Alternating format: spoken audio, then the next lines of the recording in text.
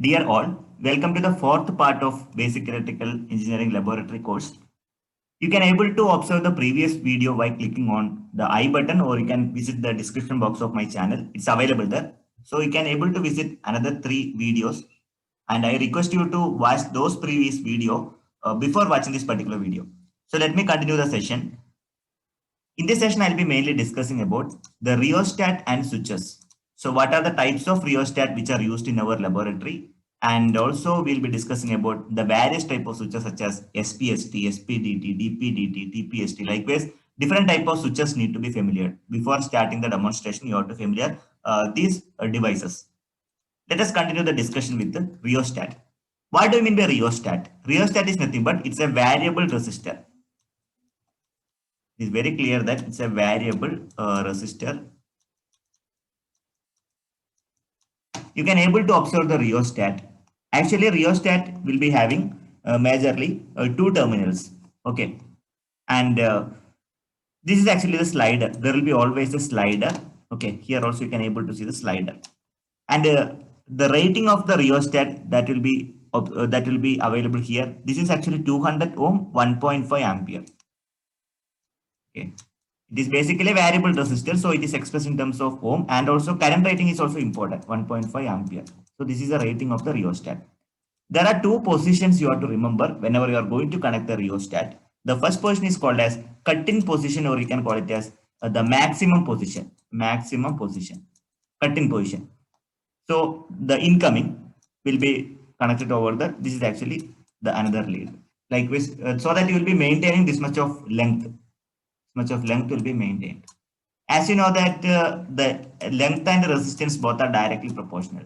As the length increases, resistance also will be increased. Both are directly proportional. Here you can able to see the incoming. This will be outgoing.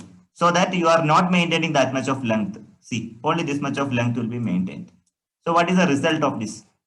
As a result, what is going to happen? The length has been reduced. In parallel, the resistance is also getting reduced. So that is actually called the cutout position, or you can call it as a minimum position, minimum and a maximum position. Clear? So this is very important whenever I am going to explain the 3 voltmeter method, especially. You need to understand what is cut-in and cutout position. Clear? The symbol of rheostat will be look like in this manner. So this is actually the symbol. This is actually fixed terminal, and this will be the variable terminal. Okay, you can remember. One is fixed and other will be variable. Variable terminals. Variable terminal, and this will be the fixed terminals. Okay. You can also represent the rheostat in this manner. Okay, that means variable. This arrow indicates the variable resistor. See, the rheostat will be look like in this manner. You can able to see the different points like terminal A, terminal B, and coil of wire. Wire bound resistor. Wire bound resistor is basically a lot of small wires which are connected, and it forms a resistor. And this will be the terminal C. Okay, it is very clear. And here you can able to use any 2 terminal. For example, I'll be considering terminal B as fixed terminal, and this terminal will be acting as variable terminal. Okay, you can able to use any 2 terminal. That's a speciality. Okay, one terminal will be variable, other will be fixed. So depends on the slider you are going to maintain, whether are you in cut-in position or cut-out position, which I already explained. Okay, this point you have to remember. Whenever we are doing the connections, this point must be remembered. Next, we will be familiaring different type of switches.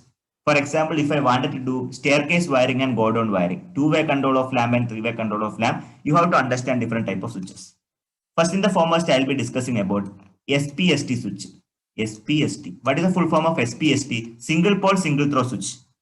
You can able to see only one pole, one throw. Okay, one pole and one throw. Look at this. This is a basic representation of SPST switch. Okay, so only one pole and one throw. That's it. Okay, so you can, whenever the switch is open position, the supply will be disconnected from the load. Whenever the switch is closed, what is going to happen? Supply is connected to the load. So that is called the SPST, single pole, single throw switch. Okay, it's a simple type of switches. As the name suggests, it's a single pole, single throw switch. Clear? And let us discuss about single pole double throw switch.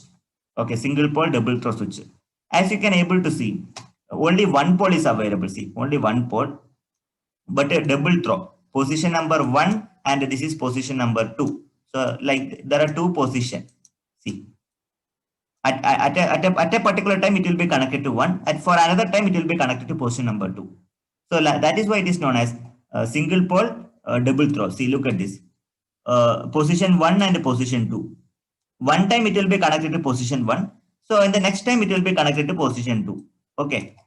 At a time it will be connecting at a particular point. So there are two throw and only one pole. One pole, single pole, double throw. Okay. So this kind of switches are available in the market also. You can see the rating. If you visit in India Mart or any other Amazon, you will be getting a lot of information regarding the availability of SPDT switch. Okay. It will be helpful for your two-way control of lamp. I'll be letting you know what do you mean by two-way control of lamp with the help of a demonstration. I already taken the video. So you can able to compare SPST versus SPDT. So here only one pole and one throw, but here one pole, two throw. Okay, throw and two position, 1 and 2. So that is why it is known as single pole double throw. This you have to remember. Okay, comparison between SPST and SPDT. Later, let me discuss about double pole single throw. Okay, double pole DPST. There are two pole. See, 1, 2. How many throws are there? 1, 2. Two pole through two throw. Obviously, it is known as double pole single throw. Sorry, double pole single throw. Only one throw is available. Only one throw. Okay, remember that only one throw. At a time, it will be connecting to these two poles. So I have to delete these 2 points. Okay. Remember that DPST stand for double pole single throw. There are two poles, but only one throw. Two poles. Pole number 1, pole number 2. Collectively, you can count pole number 1 and pole number 2. But how many throws are there? Only one throw. That is why it is known as double pole single throw switch. Clear? Double pole single throw switch. So especially if you want to use the complex circuit, you can able to control by using DPST switch. For example, I would like to connect circuit A and circuit B simultaneously. I would like circuit A, you can able to see in the diagram here circuit B. So with the help of DPST switch, I can able to connect circuit A and circuit B to the load. So that is a specialty of DPST switch. Double pole single throw. Hope you got it. Now I'll be discussing about double pole double throw switch. Okay. How many poles are there? Two pole and one pole, second pole. Pole number 1, pole number 2. How many throws are there? This is one throw. This will be another throw. One throw, another throw. So two poles are available, and also we can able to observe two throw. Okay, here you can see NO stand for normally open contact, NC stand for normally closed. Here also you can see NO and NC. Okay, so you can able to purchase this kind of switches for the complex circuits. You can able to make a comparison between SPST and SPDT. So first you compare SPST and SP. Only one pole, one throw. Here one pole, but two throw will be there. Throw number 1 and throw number 2. Comparison between SPST and SPDT. If I compare with the DPST and DPDT, look at this. How many poles are there? Obviously two poles. How many throws are there? Only one throw. So let us compare DPST with the DPDT. Here you look at here. How many poles are there? Obviously two poles. Pole number 1 and pole number 2. How many throws are there? Here one throw. This belongs to two throw. Correct, no? So that is why it is known as double pole double throw. I hope you have understood the difference between the separate switches. So that is required for doing the experiment. So that is why I am concentrating more on these varieties of switches. Likewise, if I want to connect with the three-phase supply, so definitely I have to use a triple pole single throw switches, TPST. How many poles are there? 1, 2, 3. This may be R, Y, and B. How many throws are there? Only one throw. That is why it is known as TPST switches. See, look at this. At a time, I will be connecting everything, these points. This may be load, R, Y, B. This may be the source. Let me call source. And I am assigning this one as a load. Correct, no? So at a time, it is going to connect the load simultaneously. So how many poles are there? Obviously, 3 poles. It is observable. 1, 2, 3. It is clearly visible. 1, 2, 3. 3 poles are there. Here also 3 poles. But how many throw? Actually, only one throw is available. Only one throw. So that is why triple pole single throw switch will be operating in this manner. Okay, I think it is clear to you. It can be purchased in the market.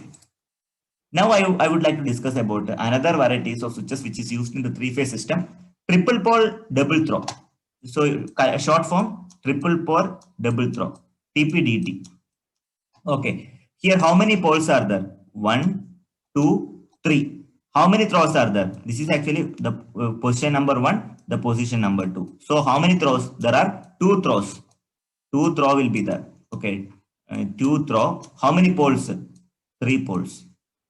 3 poles. Poles I already counted. 1, 2, 3. 3 poles are there. And one time it can be connected to position 1, another time it can be connected to position 2. That is why it is known as TPDT, triple pole double throw.